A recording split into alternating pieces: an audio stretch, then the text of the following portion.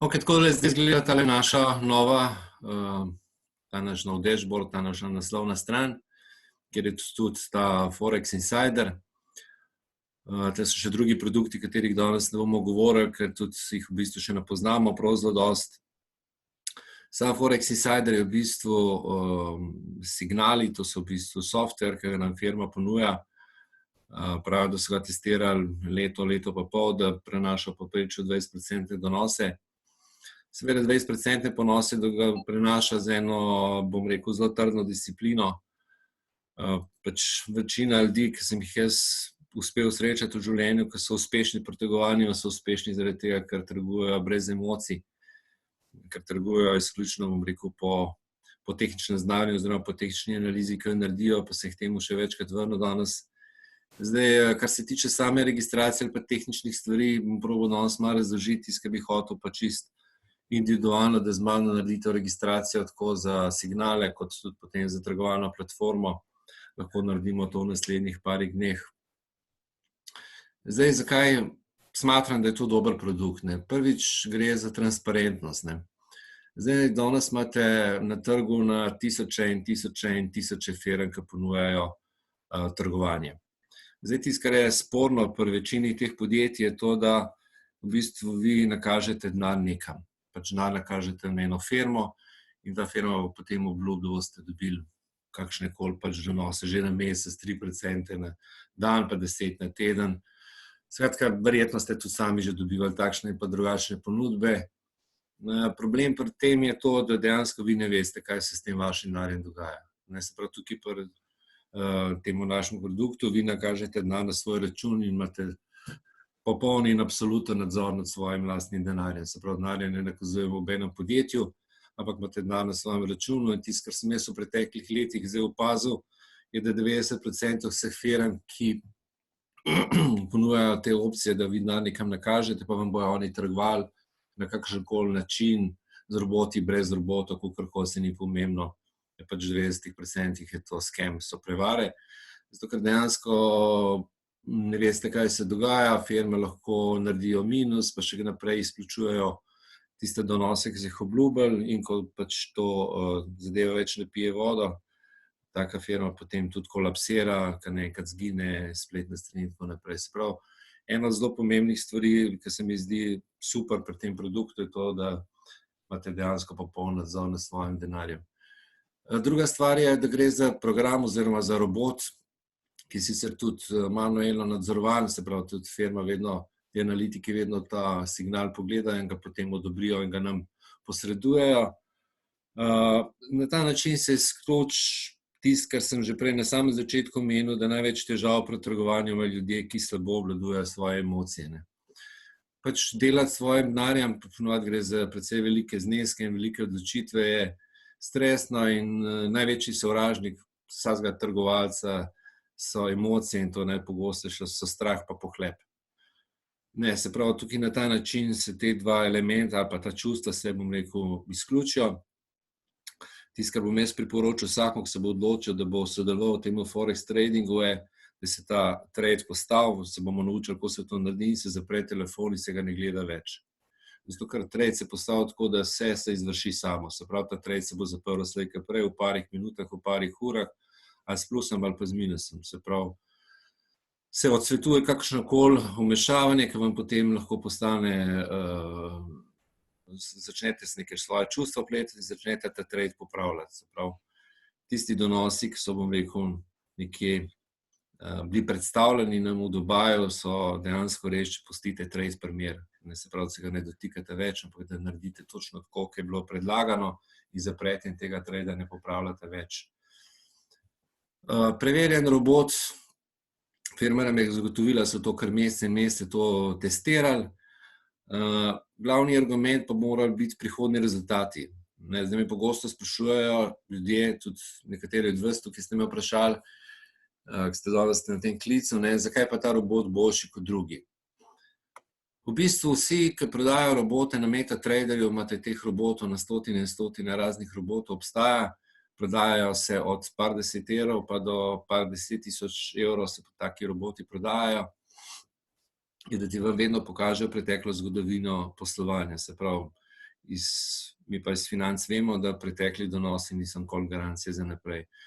Tisto, kar bi mogli biti glavni naš prodajni argument, so rezultati, se pravi, čim prej pač potrebno začeti, pokazati ene dobre rezultate in če bodo dobri rezultati, potem bo to najmočnejši prodajni argument. Se pravi, vsake trditve, da naš robot boljši kot katerikoli drugi robot je, ni umestna, zato ker tega pač ne moramo vedeti. Jaz verjamem, popolnoma se pričam, so ta robot delali ljudje, ki vejo, kako se stvari streže, kar pa seveda ni zagotovilo za prihodnost. Se pravi, naš prodajni argument, koliko smo se že pogovarjali, tudi v Dubaju, bi morali biti predvsem rezultati. Jaz sem pred 2 dnevoma dan naložil, da imam sicer še ene izzive okrog neke verifikacije, tako da jaz mislim, da bom s tradingom začel prvi dni naslednjega tedna in tako da upam, da bomo imeli čim prej rezultate, da bomo čim prej lahko pokazali, da je pač robot uspešno deluje. Toliko zakaj ravno naš produkt, zakaj ravno Forex Insider, se pravi transparentnost, izključimo vse emocije in delamo z produktom, ki je testiran. Zdaj, čisto kratko, malo, kot sem že na samem začetku obljubil, malo osnovnega izobraževanja, kaj sploh Forex je. Nisem vam treba zdaj tukaj vsega zapomniti, se ni treba truditi, se ni treba se slabo počutiti, če ne boste vsega razumeli. Kot sem rekel, tistim parim slajdom, ko so bistveni, za katere smatram, da jih mora vsak razumeti, pojme, se bom vrnil še enkrat na konec. Pač Forex izhaja iz angleške besede Foreign Exchange, se pravi medvalutno trgovanje. Tisto, kar je zanimivo pri tem, je to, da dejansko gre za največji finančni inštrument na svetu. Zdaj zadnje številke pravijo, da se 6000 milijard denarja vsak dan obrne na Forex Exchange borzi. To so nepredstavljive vsote. Mislim, da tako se obrne na Forexu 10-krat večja kot vse delniške brokerske hiše skupaj, se pravi ogromen trg. Kaj pravzaprav počnemo na Forexu? Se pravi, kupujemo, prodajamo valute s ciljem, da se pač ujamemo, bom rekel, pravo smer v tradu, se pravi, da kupimo, kadar smatramo, da neka valuta da bo rasla in prodamo, ko smatramo, da bo nek valutni par šel navzdol. Kdo se sodeluje na tem trgu, ne gre samo za to, da tle so ljudje gor, ki špekulirajo, dejansko res nekatere firme rabijo valute zamenjati, zato ker pač poslujejo po svetu, potem so tukaj banke, hedge skladi, institucionalni vlagatelji, tudi centralne banke stalno menjajo med sabo valute.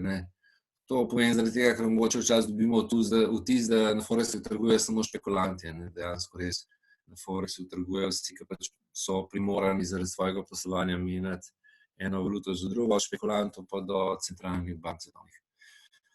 Lepota tega trgovanja, pa lepota teh Forex borz je to, da so stalno odprte. Tle vidite, kako v bistvu funkcionira to časovno. Se pravi, v polnoči se odprejo azijske borze in je polnoč se trguje na azijskih borzah. Te azijske borze se tri zaprejo in se odprejo londonska borza po londonskem času in nekje ob 14 pa do 22 potem še ameriške borze. Tako da še tole pogledate skupaj enega za drugim, vidite, da dejansko res ta borza skozi odprta, tako da se te trade lahko postavi. Seveda, kadarkoli dobimo signal, ampak to je lahko kadarkoli. Se pravi, 24 ur na dan to laufa. S čim se trguje? To so pač najpogostejše valute, s katerimi se trguje. Na Forexu tisti, ki so traderji, tudi upravljajo te svoje priljubljene nickname, Ozi pa Buck za ameriški dolar in tako naprej. Se pravi, to so najpogostejše valute, s katerimi se trguje. Drugače se pa nekateri ljudje tudi zelo radi trgujejo z marginalnimi valutami, recimo s forinti ali pa z drahmami, ki smo bili zdaj v Dubaju, recimo. Je pa dejansko s temi bistveno manj prometa, 99% vsega prometa se naredi s temi valutami, ki jih vidite, da je tukaj na slajdu. Se pravi, ostale so pa bistveno manj likvidne, manj prometa, zato je tudi cena manj skače in tudi težje s temi narediti kakšen donos. Oziroma s temi bolj marginalnimi valutami so mogoče zanimive za kakšne bolj long-term traderje. Se pravi, postavite nek trade za par mesecev, pa čez par mesecev spet potem pogledate, če kaj z tega. Kateri so najbolj taki popularni valutni pari? S temi štelimi, ki jih vidite tukaj gor, s temi valutnimi pari se naredi 80% vsega prometa. Se pravi, od tega 1/3 z evro, dolar.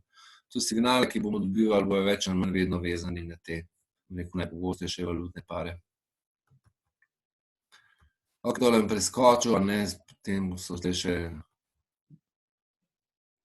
pari, ki niso mogoče toliko zanimivi. To sem že povedal, to je nek grafikon, koliko se naredi prometa s posameznim valutnim parom.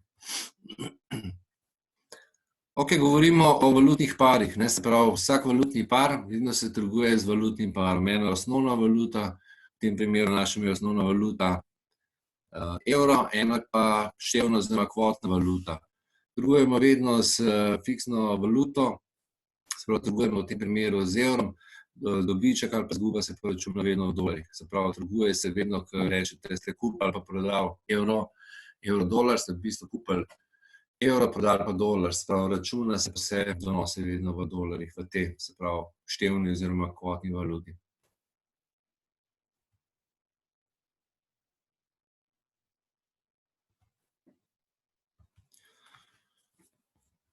Ok, zdaj, ko bomo potem na koncu pogledali čisto konkretno trgovalno konzolo, boste videli, da vsi valutni pari, razen teh, ki so vezani na japonski jen, imajo 4 decimalke, se pravi, 4 decimalke, če konkretno zdaj to preberemo, je za 1 evro potrebno plačati 1,3874 ameriškega dolarja. Se pravi, vedno so na trgovalnih konzolah 4 decimalke. Te decimalke tudi nekaj pomenijo, te zadnje decimalke so pipi, pa bomo o tem malo kasneje kaj več rekli. Ok, vsi tečaji imajo svojo nakupno in svojo prodajno vrednost. Zdaj, ko smo bili v Dubaju, smo mogli z nekaj denarja zamenjati, veste, da so dve različne cene, ena je nakupna cena, ena pa prodajna. To je zelo pomembno pri trgovanju na Forexu, zaradi tega, ker vedno kupujete po eni ceni, prodajate pa po drugi. Se pravi, jasno, vedno kupimo po dražji ceni, prodavamo po cenejši. In tisto, kar je razlika med to nakupno in prodajno ceno, temu se reče v Forex tradingu spread. Ta spread je zelo pomemben, zato ker stalno iščemo, bom rekel, ponudnike trgovanja, ker ima ta spread čim manjši, ker to je v bistvu provizija od trgovalne hiše. Se pravi, sami borzni posredniki ne zahtevajo nobenih provizij, nič ni treba plačati, da se registriraš, nič ni treba plačati za to, da odpreš trgovalni račun. So pa zelo zainteresirani, da ga pri njih odpreš, zaradi tega, ker vsakič, ko postaviš ti trade, najprej firma, najprej posrednik, borzni posrednik sebi zaračuna provizijo. Se pravi, v tem konkretnem primeru, ki ga tukaj gledate, se pravi, razlika 3 pipe, vidite tukaj 3,874 pa 3,877, se pravi, ta spread, ta razlika med nakupno in prodajno ceno, 3 te enote, ki se reče pip, in ti smo imeli kot pete trade, se 3 pipe v minusu. Se pravi, firma si takoj zaračuna svojo provizijo, ne glede na to, ali vi potem naredili z tega dobiček ali pa minus. Se pravi, vsakič, ko odpremo pozicijo, smo za toliko minusu, kot je njihova provizija, ki se reče spread. To je tudi osnovna provizija, v katere te borzne hiše živijo, obstajajo še ne druge. Mogoče za samo omenjati na teh provizijah, ki jih mogoče potem ne bom več omenil, obstaja še provizija za prekonočni depozit, ker so običajno te provizije vedno negativne. Tako da je zelo fino, če se trgujete z manjšim denarjem, da teh pozicij ne puščate odprtih predolg časa. Najbolj optimalno je, da se zapre isti dan pred polnočjo. Zato, ko vsakič ostane odprta preko noči, vam neko dodatno provizijo računajo za depozit. Zdaj smo pri tem v pipu, ki sem ga že prej omenil, se pravi, najmanjša enota, ki izraža spremembo deviznega tečaja, je pip. Se pravi, pri vseh valutnih parih, razen pri jenu, je ta pip ta 4. decimalka. Smo prej govorili o 4 decimalkah, tako so pa jeni vpleteni v trgovanje, je pa 2. decimalka. To je tukaj malo tudi razložen, pa malo opisan, pa čisto en konkreten tečaj zdaj. Za tiste, ki nimate še nobenih izkušenj, ki niste nikoli še v življenju trgovali, za tiste, ki ste mogoče to malo dolgočasno, da se razlaga o tem, ampak izhajamo z tega, da večina ne pozna tega. Se pravi, tukaj, če zraste cena evro-dolar iz 1,4150 na 1,4151, se je povečala za 1 pip. Se pravi, pri evro-jenu je pa, če pade iz 115,50 na 115,40, se je zmanjšala za 10 pipov. Pip je pač beseda, ki je ena od tistih ključnih, ki jo treba poznati, ker z teh pipov se tudi izračunava potem, koliko ste dobili, koliko ste izgubili, in v PIP-ih se definira profit, stop loss in tako naprej. Se pravi, PIP je ključna enota, najmanjša enota za spremembo deviznega tečaja in se potem izračunava iz tega. Trgovanje na Forex trgu se drugače izvaja v enotah, ki se reče v lotu. En tak standardni lot je $100,000. Tisto, kar je lepota Forex trgovanja, je to, da vam v bistvu firma ponuja leverage, čeprav ni treba imeti $100,000, da bi lahko trgoval na Forex trgu, ampak vam ponujajo vzvod. Te vzvodi so zelo različni od borzne hiše do borzne hiše. Običajno lahko dobite vzvod tam do 1:500. Se pravi, 500krat manj moraš denarja, da lahko potem tako kritje ti potem ponujajo, da lahko s takim denarjem potem trguješ. Obstaja potem še, če imate zelo majhne zneske, mini loti pa mikro loti. Ampak mi od te primere delamo na startnem lotu, ki je $100,000. Tukaj je zdaj en primer tega, kako se ta PIP izračunava. Jaz sem zdaj tukaj v teh slajdih, ki sem jih zdaj vse zbrisal, sem rekel, da bom pokazal čisto kratko verzijo, imam cel primer, kako se ta PIP izračunava. Ampak da se vrnemo zdaj na začetek, smo rekli, da bomo vsem poskušali hraniti zadevo relativno preprosto. Zdaj bomo pogledali samo en primer in bomo ta primer univerzali kot univerzalen. Se pravi, pri evro-dolarju je, če trgujete z enim lotom, vrednost enega pipa $10. Se pravi, to je tisto, kar je se potrebno zapomniti. Se pravi, bomo vzeli, da je vrednost enega pipa pri enem lotu vedno $10, čeprav vedno ni tako. Pri različnih valutnih parih je to različno in ta vrednost enega pipa pri enem lotu tam od 8 pa do 12. Ampak zdaj ne bomo šli toliko v detalje, pa niti ni to zelo pomembno. To je pomembno slučno zaradi tega, da se na koncu izračuna ta risk management, da sploh veste, s kakšno pozicijo lahko odprete, da si ne boste naredili prevelik minus. To je še en primer za 10krat manjš, se pravi, če odprete pozicijo z 0,1 lotom, potem je vrednost enega pipa $1. Leverage je ta vzvod, ki sem prej povedal, tukaj je zdaj primer vzvoda z 1:100. Se pravi, da vam firma dovolj trgovati s tako standardnim lotom, morate imeti na računu vsaj $1,000. Se pravi, v tem primeru dobite možnost trgovanja za vsoto, ki je 100krat večja, kot ste v svojega lastnega naredili. Kaj je potrebno za trgovanje? Ok, to je nič posebnega, to zdaj že vsi imamo, se pravi, vsi imamo računalnik, hitro internet povezavo. To je mogoče bila debata lahko pred 10 leti, pa trgovanje račun pri brokerju, bom potem povedal, kjer ga priporočam, pa zakaj.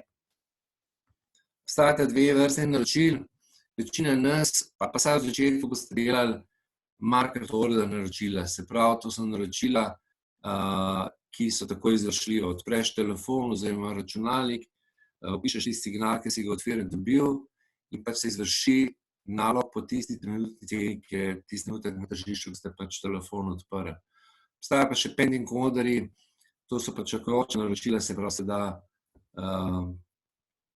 če doseže nek znesek, se ga pač odločili, pa ste dobili signal, se da tudi ta pending nastaviti, ampak zdaj zaenkrat tisti, ki ste pa nevešči, bomo delali samo ta, bom rekel, tako je executed, se pravi, naročila se tako izvršijo, nek se čaka, da bo cena nek nivo dosegla.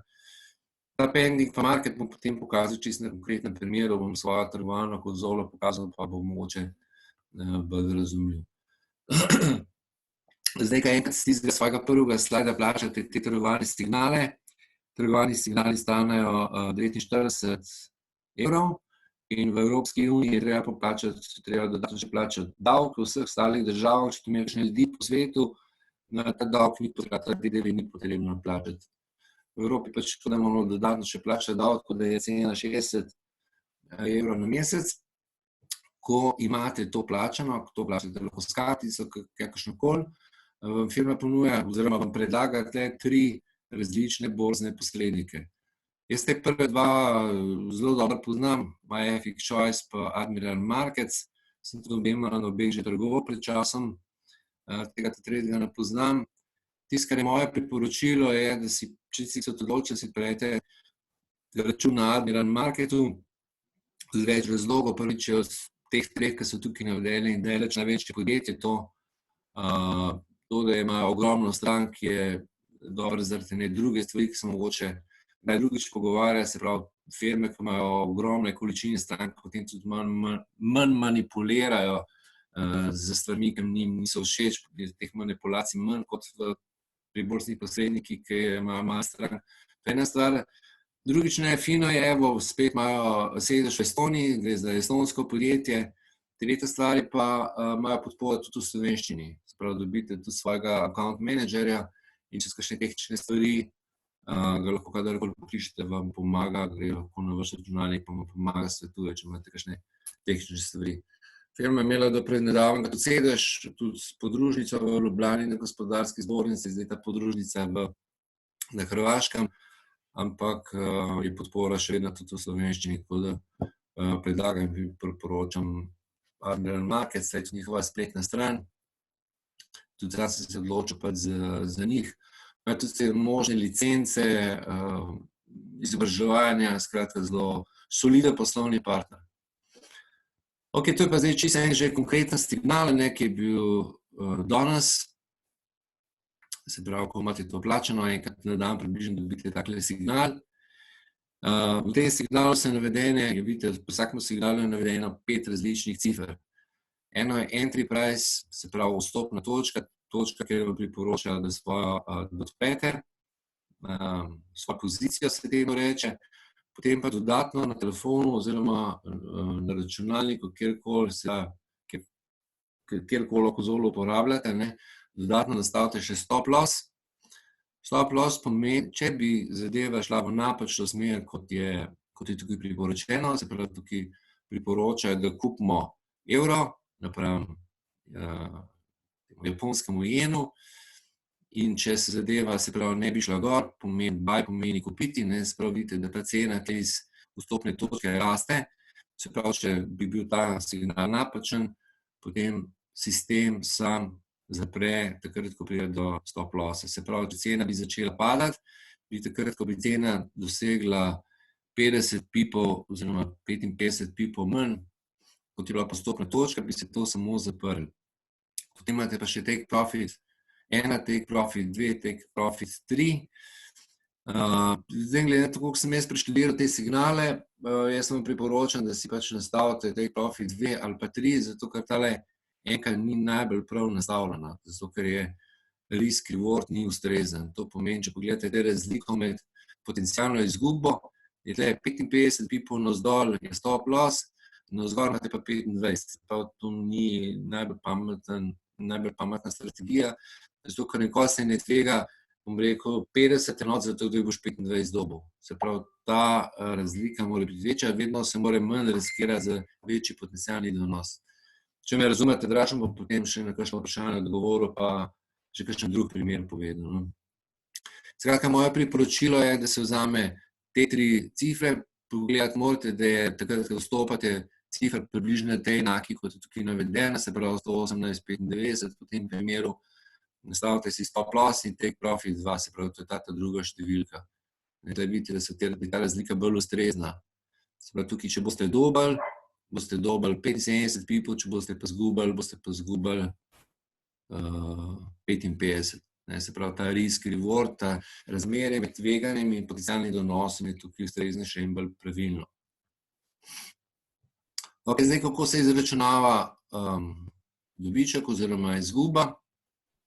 Zdaj, mogoče bo že malo bolj jasen. Če ni, bomo še veliko skozi, boste lahko tudi pogledali ta posnetek. Se pravi, če kupimo en lot, prej smo rekli, da en lot je 100.000 evrov in je cena narasla za 50 pipov, to zdaj upam, da že razumemo, se pravi, rekli smo zadnje 2 decimalke, da so pipi, se pravi, tukaj je zrasla iz 45,50 na 46, se pravi, to je 50 pipov in rekli smo, da je vrednost pipa pri enem lotu $10, se pravi, smo zaslužili $500.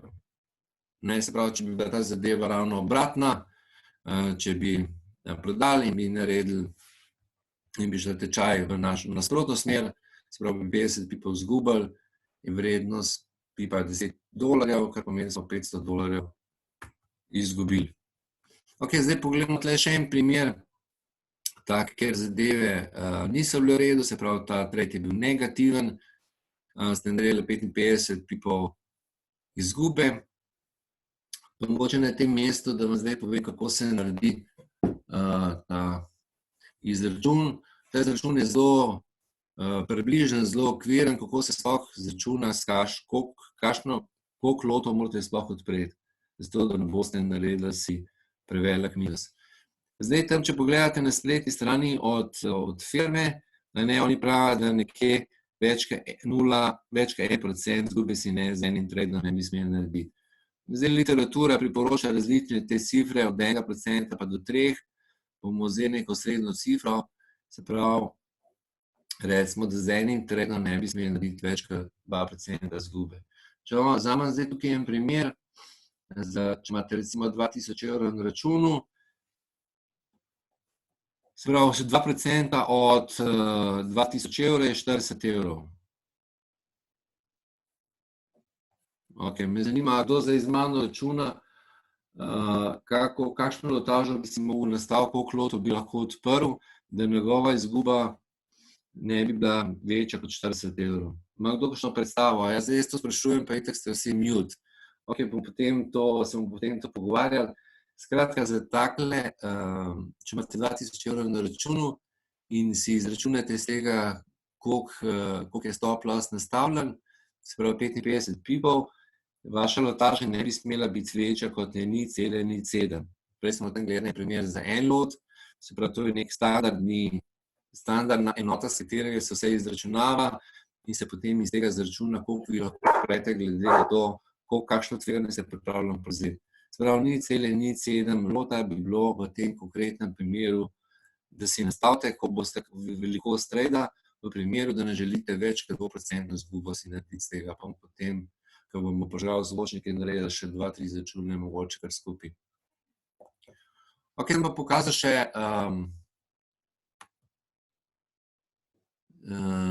tole mojo trgovalno platformo. Čakaj, sem se spomnil, kje to je.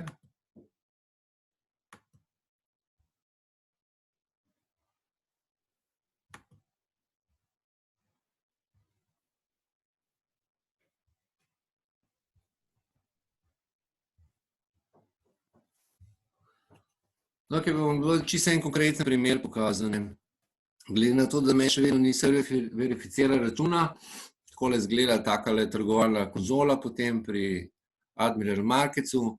Vse tole se da urediti, lahko si naredite drugačen screen, lahko si tukaj daste pare, samo tiste, ki so bolj zanimivi, se pravi, vse tole se da urediti, da se da zanimive še na vrh, oziroma da se tiste, s katerim se praktično ne trguje, da se jih da stran.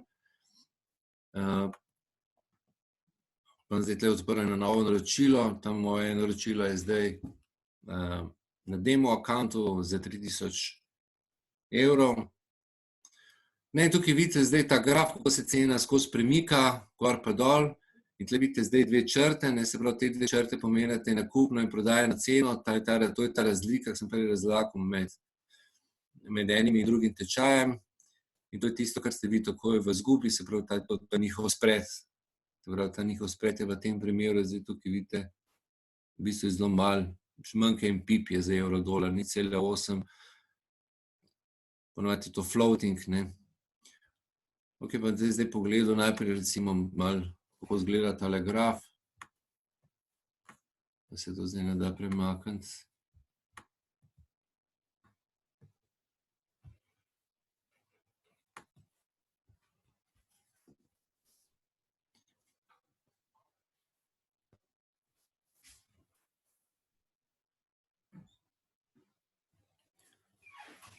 Takole se da pogledati potem na različnih časovnih timeframih, tale timeframe je z 1 uro, kar pomeni vsaka takale sveča je 1 uro, se pravi vsako uro odpre takole novo svečo in tiste sveče, ki so padajoče, pomeni, da so bearish, pomeni, da cena pada, so polne, tiste, ki je pa cena rasla, so pa prazne, se pravi, ta zdaj evro ima izraziti trend padanja, cena pada, potem se tukaj malo odbije, tako da zelo verjetno bo tukaj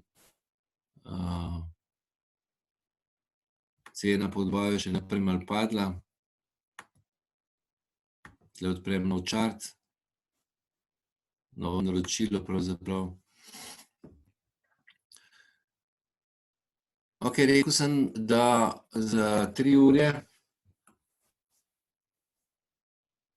več kot 2% ne želim izgubiti, to je 60 evrov in moja maksimalna izguba, to pomeni, da lahko stop loss in 40 pipov nižji, 50. Ok, tle se nastal stop loss. Se pravi, to bom dal sell, evro jem bom prodal, kar pomeni, da bom dal stop loss 50 pipov višji, kot je zdaj. To se pravi 119,40 približno.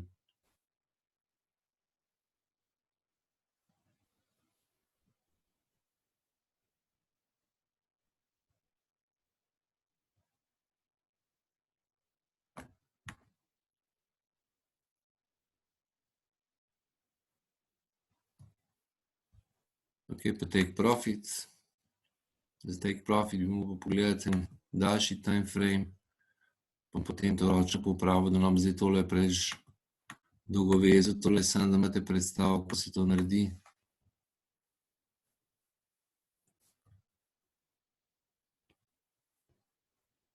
To 18.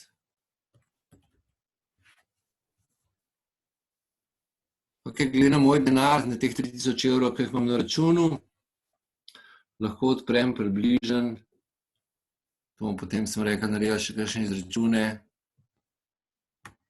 približen 0,18 lota. Ne? Upam, da me kaj razumete, kaj vam zdaj govorim, se pravi naročilo execution, market execution, se pravi tisti moment, ko bom zdaj pritisnil sell, se bo to naročilo izvršilo, prej smo se pogovarjali, da obstaja tudi pending, lahko bi dal tudi čakajoče, bomo dali market, se pravi volumen je, smo se pogovarjali v lotih, se pravi imamo 0,17 lota, nastavili smo stop loss, take profit, pritisnemo sell, evo.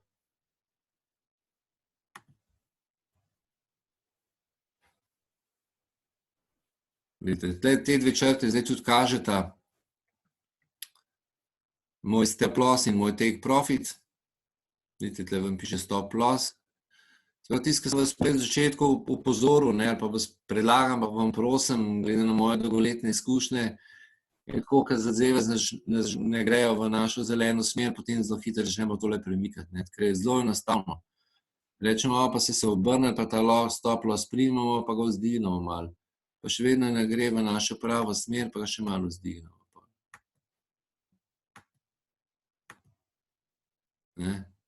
Pa se bo obrnil, pa ga damo že tukaj le gor in stalno povečujemo svojo izgubo. Se pravi, da tle nazaj, kjer je bil.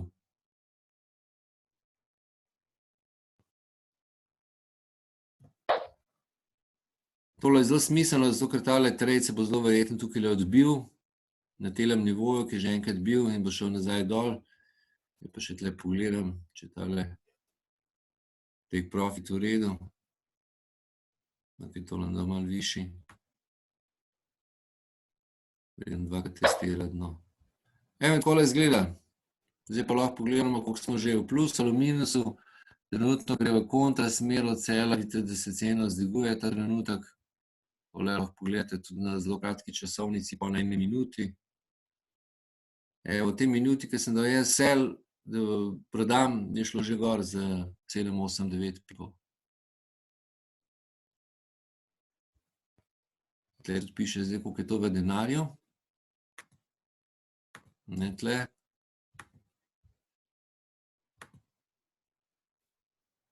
Zdaj, da se spomnim, kje je to. Ja. Vidite, to je bil prvi trade na tem demo accountu, $3000 je bilo gor. Evo, $19 je že minusa.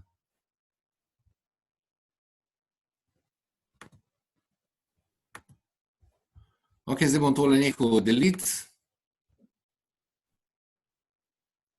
Da sam mutam. A ste unmutani vsi? Mi se slišimo? Ne še? Ne še? Slišimo.